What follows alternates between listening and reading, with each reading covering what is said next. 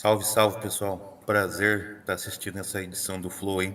Essa semana até mandei mensagem na DM do Álvaro falando que estava ansioso por esse programa. Um dia quero cumprimentar todos vocês e tirar uma foto. Vocês que estão na mesa são meus ídolos aí. Hoje foi divulgada a foto do Sagitários à Estrela. Eu queria entender como é possível correlacionar os estudos do Álvaro e do professor com os avanços que a gente está fazendo no estudo do universo. Abraço. Boa. É mesmo. Hoje, só para explicar para a galera, né? Um dia histórico aí para astronomia. É, um dia histórico. Essa Nós imagem... vimos o buraco negro no centro da galáxia, cara. Saiu a foto dele. Eu ouvi falar sobre isso, cara. Isso tem... qual que é o grande impacto dessa porra, Sérgio? Cara, primeiro que é a comprovação aí do que o Einstein estava certo, né, cara? O Einstein que desenvolveu tudo isso aí que a gente viu hoje, o cara desenvolveu só com o lápis e o papel há 100 anos atrás. E hoje nós vimos mais uma comprovação de que ele tá certo. E aí o pessoal falou assim, nossa, mas é igual a do outro. Ainda bem que é igual. Ainda Porque bem. aí, cara, ele tá mais certo ainda. Quer dizer, as leis, né, realmente são universais ali, funcionando em todos os cantos do universo. Se não fosse igual, Aí fudeu. ia ser um problema. Total. E a galera aí ia pegar. Aí ia ter que ver uma nova física, novas equações. A gente retrocederia algumas décadas? Cara, assim, não sei se retrocederia ou também podia até servir para dar um salto, né? Não ia mudar a taxa do dólar. É verdade. Nem o preço da gasolina. Não, mas esse só sobe, segundo Einstein. Então, no mas Brasil. aí tem uma coisa muito legal, cara, porque um cara veio assim e falou assim: tá bom, cara, mas isso aí, o que isso aí vai impactar na minha vida hoje? Aí eu queria colocar aqui pra galera, cara, que eu acho que eles concordam também, você também, que é o seguinte, cara, a tecnologia que a gente usou para fazer o que eles fizeram, os métodos, né, computacionais, científicos, a ciência que está ali por trás, você vai sentir usando o celular, onde você vai postar sua fotinho no Instagram, entendeu?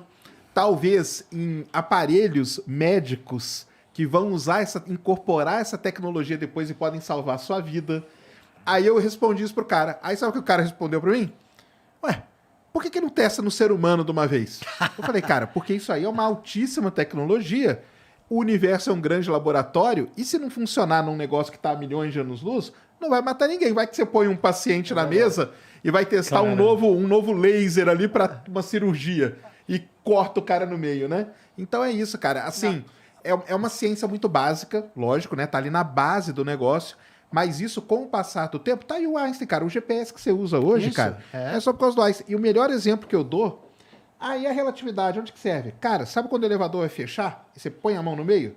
Aquilo ali é o prêmio Nobel do Einstein, efeito fotoelétrico. É fotoelétrico. Você corta ali, por isso que a porta volta. Não, mas não é divertido? O cara poderia ter ganho 5 prêmios Nobel. É. Eles E deram foi o prêmio ganhar Nobel justo pro cara por uma coisa mais trivial simples da que ele vez. fez. Isso te mostra um pouco como a ciência funciona, né?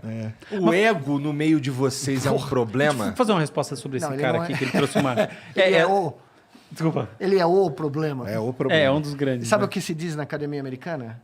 Não existem batalhas mais sangrentas que aquelas travadas no meio acadêmico, porque ultimamente elas não valem nada. Exatamente. Você tem pouco em disputa, muito Não, disputa. é uma coisa- Inclusive fora da academia, né? Quem fala isso bastante é o Peter Thiel, sabe? Não, mas no meio acadêmico, O problema do meio acadêmico é esse. E se eu não me engano, quando fizeram a tentativa de validação da teoria do Einstein da curva da luz, né, pelo Foi efeito aqui em gravitacional, Sobral. foi aqui em Sobral, Foi Sobral, Ceará. Ceará. Foi verdade. Não Na é? verdade, foi em 2 pontos diferentes. Dois né? pontos diferentes. Só O que a que ficou única- famoso foi o outro, porque o Não, Sentite era mais famoso. Não, mas sabe o que Mas o daqui foi onde deu pra ver por causa Sobral. do céu e tal, né? Sobral é exatamente Sobral onde a foi coisa aonde funcionou. foi nos 2 pontos. O de lá ficou famoso, né? O da Ilha Só do porque o Príncipe. Cientista lá era mais famoso, né? É, o do Ilha do Príncipe Era o ficou mais Eddington, não era o famoso. Eddington que foi lá? É, o Eddington que foi pra lá e tudo. Mas na hora que eles foram ver as imagens, o de lá tava ruim. E o daqui tava E a bom. imagem que salvou o Einstein foi a de Sobral, verdade. cara. Mas a beleza do Einstein, além de tudo que a gente fala, da imagem do cabelo, né? O Einstein, depois da guerra, porque o Einstein escreveu a carta para o Roosevelt dizendo que os Estados Unidos tinham que começar a fazer pesquisa nuclear porque os nazistas estavam fazendo. Exato. Só que no meio do caminho, quando ele viu que ia sair daquilo, ele se arrependeu. Né? Isso, o grande né? arrependimento da vida. E ele nunca se deu bem com a visão quântica do universo. Ele nunca acreditou, né, como ele falava, né, que Deus joga dados. Então, o Einstein, de certa maneira, foi ostracizado no final da vida dele pelos físicos americanos jovens. os que saíram da guerra como heróis, né? Que criaram a bomba no Projeto Manhattan. Então, ele era de Princeton, era do Instituto de Estudos Avançados, mas ele foi deixado, né? E o Einstein tinha um amigo, o melhor amigo dele chamava Kurt Gödel, que talvez seja o maior matemático do século passado, né? 20. Um dos maiores matemáticos da história. E o Einstein, no final da vida, dizia o seguinte, quando perguntavam para ele, por que você continua aqui, né? Os caras não estão te ouvindo, os caras não estão dando bola para você. Ele falou, eu continuo em Princeton pelo privilégio de andar todas as manhãs e todas as tardes Junto com com o cara. Kurt Gödel. Que legal. É, o cara né? basicamente revolucionou a história da cosmologia, né? Criou uma outra física e ele ficava em Princeton porque o Kurt Gödel... Porque o amigo dele tava lá, o né? amigo lá- Lindo não, isso, e eles, né? ninguém sabe o que eles falavam. Né? Se você tivesse um microfone para gravar o que aconteceu nessas conversas, Devia ser demais. né? Mas deixa eu falar uma coisa, eu acho que vamos Fala. responder pra esse cara, que Vai eu lá. acho que ele merece, que ele... Eu acho assim, tem duas questões, né? Uma é a seguinte, existe um paralelo entre o universo e o cérebro, essa é aquela velha questão. Tem a imagem mais linda que tem, cara. que É a questão- imagem dos é. neurônios e a imagem Assim, dos aglomerados de e você galáxias. você tem que são questões, idênticos. até do ponto de vista mais profundo, propriedades matemáticas, propriedades de grafos que se formam, sem dúvida. A gente tem estruturas em fractais. Então, matematicamente é uma coisa bem clara isso, conhecida. Agora, um lado que eu acho que é interessante, aí que eu queria muito te ouvir, é o seguinte, a gente de fato vai ao longo do tempo, a ciência vai desenvolvendo recortes epistemológicos, ou seja, maneiras de falar das coisas que são úteis para falar daquelas coisas. E ainda que as propriedades das formas anteriores, ou mais, a gente chama assim, mais generalistas, permaneçam verdadeiras, aquela forma que está ali naquele recorte é importante, vamos dizer assim, ela é insubstituível. Então, por exemplo, as leis da física, elas valem para o universo inteiro. Tá? As leis da gravitação quântica e todas elas. E elas valem dentro do cérebro, ninguém tem dúvida. Mas, eventualmente, você não consegue descrever um elefante pela célula. Aí você precisa da biologia. E as leis da biologia, por assim dizer, ainda que elas não possam jamais negar as leis da física, elas têm a sua beleza própria, elas têm um conhecimento próprio. E em cima dela vão surgindo as outras camadas, a camada da medicina e assim por diante, a camada da psicologia, do mental. E elas todas, no fundo, elas não estão brigando entre si. Eu acho que assim, quando você está no começo da carreira acadêmica, de pensar o mundo, parece que elas estão brigando. Mas depois de um tempo, você vê que isso é uma tremenda ilusão. Eu queria te ouvir sobre esse encontro das diferentes ciências. Como você vê isso?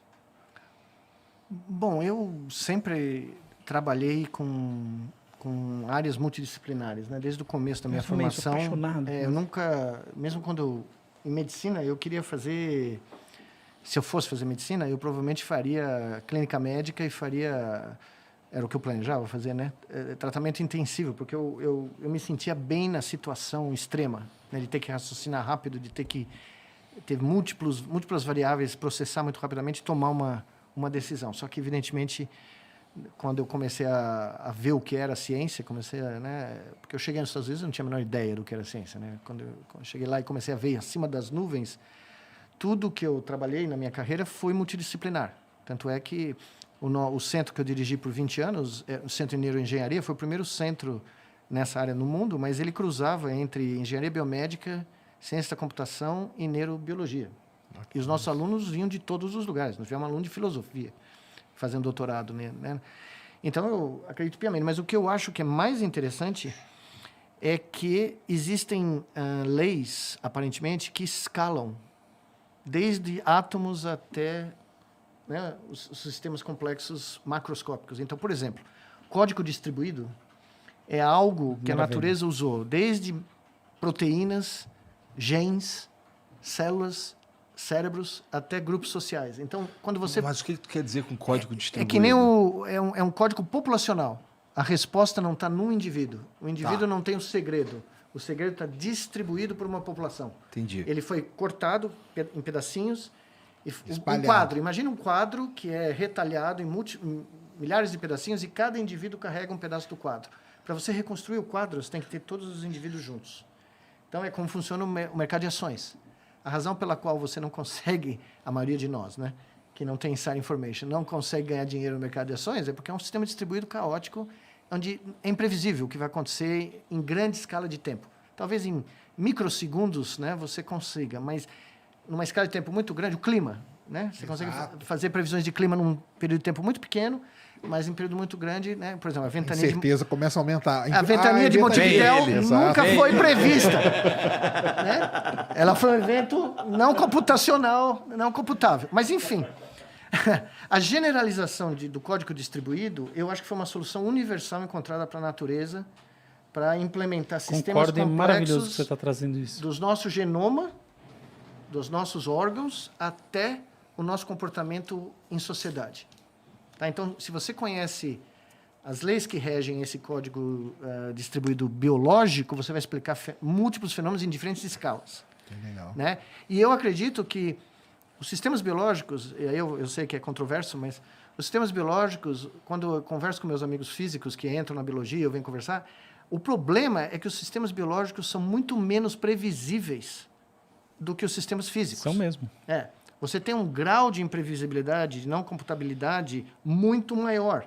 Né? Então, por isso que certas tentativas de aplicar, né, coisas clássicas da física clássica na biologia sofrem com esse problema. Né? E não é à toa, né? Porque você está falando de um sistema biológico que evoluiu ao ponto de um ser humano... Né? Imagina, quando eu paro para pensar no Einstein, criando o que ele criou, a dilatação do tempo, né? Imagina o cara falar que o gêmeo vai numa nave espacial, deixa o gêmeo aqui, viaja na velocidade da luz, quando o cara volta aqui, esse cara envelheceu e ele parece um bebê ainda, entendeu? Porra, da onde o cara tirou? Né? Só que se o Einstein estivesse vivo, eu ia perguntar para ele, o que você acha que aconteceu na percepção do tempo do gêmeo que viajou? Nada. Para ele, o tempo correu naturalmente, né? Mas do ponto de vista do cérebro, do cara que foi e do cara que ficou. O Einstein tem um diálogo que eu publiquei no meu último livro, que talvez seja o diálogo mais... Para mim, foi a coisa mais impactante que eu li, talvez na minha carreira, quando ele encontra o Tagore, que era um poeta indiano, prêmio Nobel. Imagina, o primeiro prêmio Nobel de literatura da Índia era um Brahma, né? Era um cara da elite, mas um filósofo, escritor, poeta. Ele ganhou pela poesia dele, né? E ele encontra o Einstein 2 vezes em Munique, na casa do Einstein. E ele pergunta para o Einstein, em termos gerais, né? O que é beleza? E o Einstein fica petrificado, né? Porque ele não tem uma fórmula para beleza, né? Porque a beleza, cada um de nós tem uma definição. Tal, né?